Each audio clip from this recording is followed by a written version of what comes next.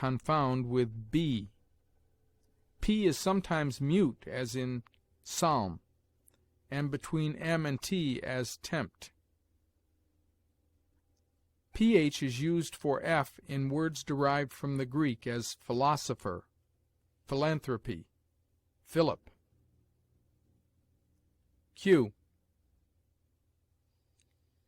Q, as in other languages, is always followed by u, and has a sound which our Saxon ancestors well expressed by cw, as quadrant, queen, equestrian, quilt, inquiry, choir, quotidian. Qu is never followed by u. Qu is sometimes sounded in words derived from the French, like k, as conquer, liquor, risque, checker. R. R has the same rough, snarling sound as in the other tongues. The Saxons used often to put h before it, as before l at the beginning of words. Rh is used in words derived from the Greek, as myrrh, murrhine, catarrhus, rheum, rheumatic, rhyme. Re at the end of some words derived from the Latin or French is pronounced like a weak er, as theater, sepulcher. S. S has a hissing sound, as sibilation, sister. A single s seldom ends any word, except in the third person of verbs, as loves, grows, and the plurals of nouns, as trees, bushes, distresses. The pronouns this, his, ours, yours, us.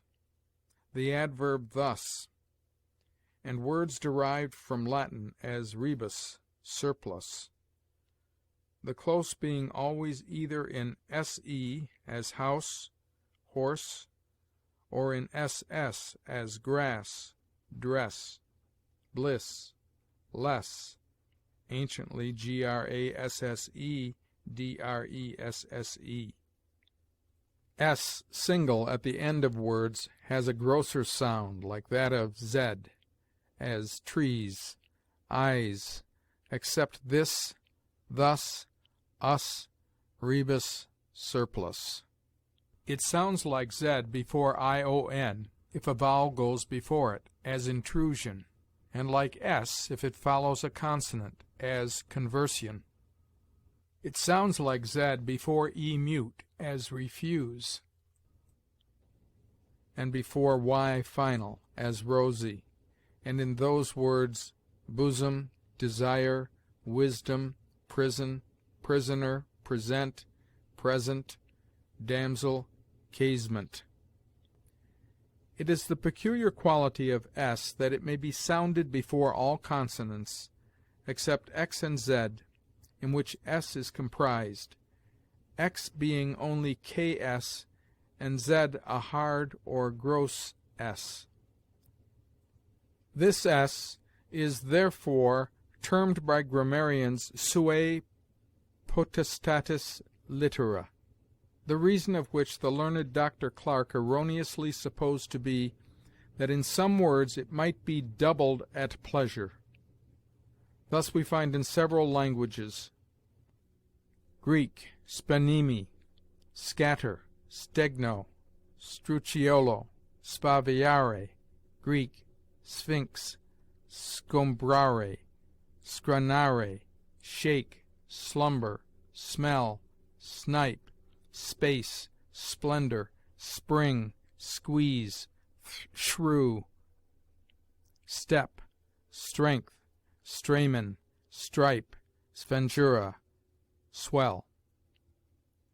S is mute in isle, island, domain, viscount.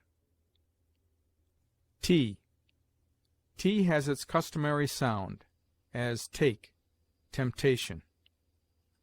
Ti before a vowel has the sound of si, as salvation, except An s goes before, as question, accepting likewise derivatives from words ending in ty, as mighty, mightier. Th has two sounds, the one soft, as thus, whether, the other hard, as thing, think.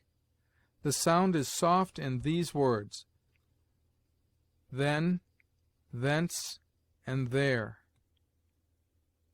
with their derivatives and compounds, and in that, these, thou, thee, thy, thine, their, they, this, those, them, though, thus, and in all words between two vowels, as father, whether, and between r and a vowel, as burthen.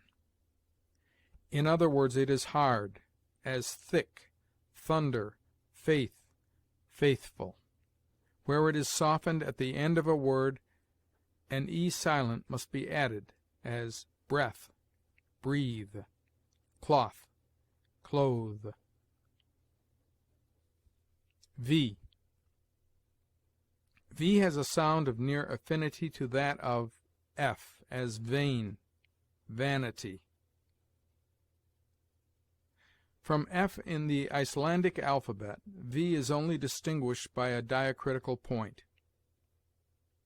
W. Of w, which in diphthongs is often an undoubted vowel, some grammarians have doubted whether it ever be a consonant, and not rather, as it is called, a double u, or ou, as water may be resolved into ouater.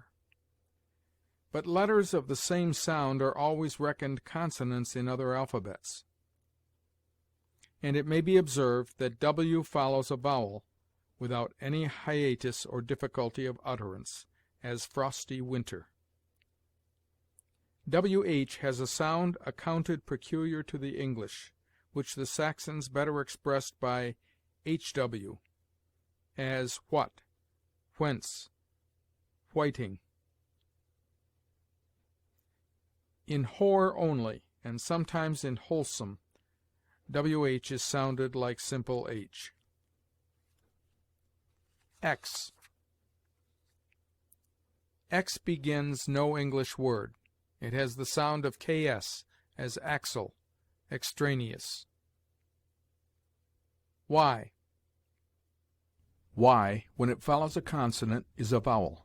When it precedes either a vowel or a diphthong, is a consonant, as ye, young. It is thought by some to be in all cases a vowel, but it may be observed of y, as of w, that it follows a vowel without any hiatus, as rosy youth.